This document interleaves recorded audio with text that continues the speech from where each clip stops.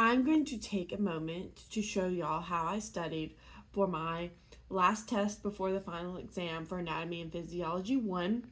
Now, this doesn't mean you have to be in this class. You can be in a class that you're struggling in, and I'm going to tell you how I studied for it using AI and how I believe it helped me get the grade that I wanted on the test.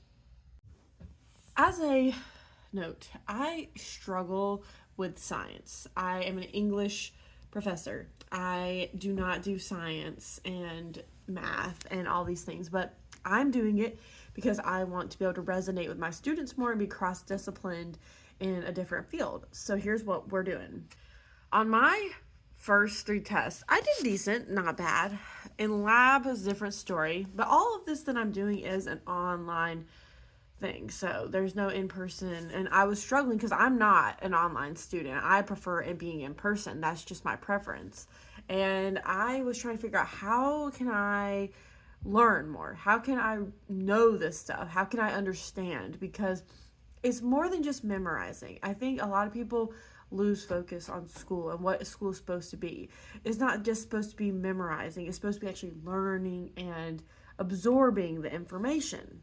AI is one of those things that I, as an English instructor, am currently trying to research for my students, but also, while I know AI is bad for the environment, at my job, I am forced to use it. We have to use it in the classroom. We have to use it with our students. We have to use assignments with our students. It is a part of our policies here. It is a part of the initiative or vision, whatever here. So since I'm having to use it anyway to fit into this mold, I figure, how can I use this to help my students?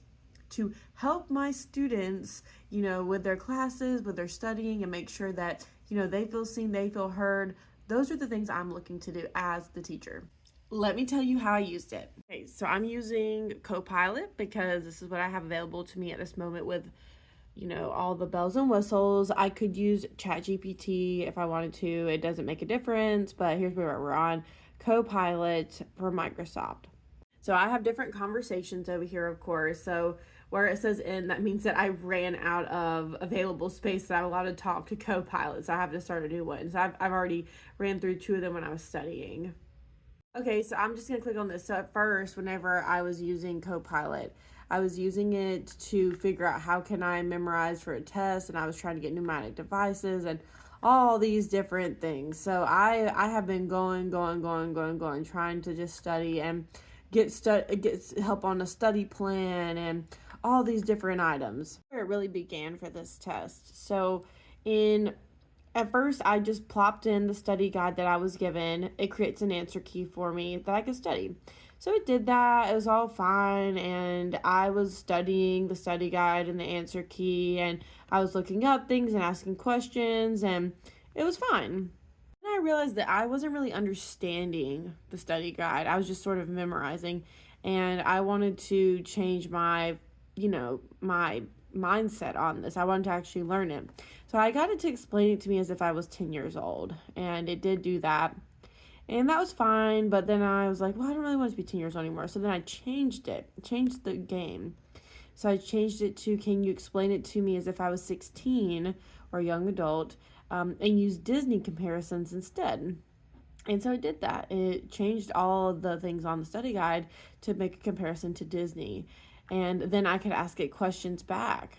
And that's where it sort of started. So then I had it change it one more time to make sure it establishes that I'm a young adult, 18 years old, and that I also want it clear as day what the example is referring to and what it means. And in simple terms, that's what it did. So it recreated it, and it made it still with those Disney examples, but also making sure to explain what actually is the item. AI can help you study too by asking you questions and helping you test things out. But what I wanted to do is I wanted to just ask it questions to where I can firmly understand the material. So I made sure it knew I wasn't ready to be quizzed, but I wanted to go through things. So I started with a neuromuscular junction, and I wanted to explain how the Moana comparison was being used here. And basically, that's how I learned what the neuromuscular junction was. I ended up still having to ask it some questions later on when I was forgetting. But basically, it was talking about how in Moana, the neuromuscular junction is like a magic portal that Moana connects two worlds. And so with a neuromuscular junction, that's what's happening, is it's looking to connect the muscular system with the nervous system. Right here it says the big picture. The neuromuscular junction is the bridge where the nerve says, hey muscle, it's time to move. Using a chemical messenger, without this portal, the muscle wouldn't know when to contract. I just kept going down the list, and one of the biggest things that wasn't making sense to me was anaerobic glycolysis. But honestly, because of what I was doing here, it ended up using Wreck-It Ralph as an example, and it was talking about how just different elements of Wreck-It Ralph. You're not going to understand if you've not seen the movie, but it was really cool because that helped me understand, what ATP was. It helped me understand what creatine phosphate was. It helped me understand all these different items and how that works. And I can ask it more questions too. Like if I scroll down, I can show you, because I asked it a bunch of questions. So I wanted to make sure that I understood, that I was learning and not just memory. So here's where I couldn't remember. I had it quiz me and I couldn't remember anaerobic glycolysis for a second. Like I remembered it was Wreck-It Ralph, but I couldn't remember exactly what exactly it was. And so then it helped me see, it gave me this. How do you remember anaerobic means no air? And now I'm not going to forget it, because that makes so much sense. I didn't understand how would muscles not get oxygen. I wasn't getting that. And so that's where it went in to explain why you might not get it in certain muscles as quickly, why you might get sore, and anything of that nature. Now, I'm not saying you have to do this. I'm just giving you an idea. I understand Disney, so I needed this explained in a way where I can understand. I firmly know Disney. I am a Disney adult. So I can use a Disney example to make it happen, to make it work. But for you might not be a Disney adult, so you might need to explain using sports or using food or whatever the case is. You can use it to your advantage to study, to where you can remember things but also understand them. Because what's the point in being in college and trying to get into a field if you don't really want to learn and understand your field? And so in this instance, I really want to be able to connect with my students, and I really want students to be able to see that they're seen, even if they're not an English major, even if they're not like going to do humanities. I want them to be seen and heard. And so in this instance, I'm able to connect with them on these topics.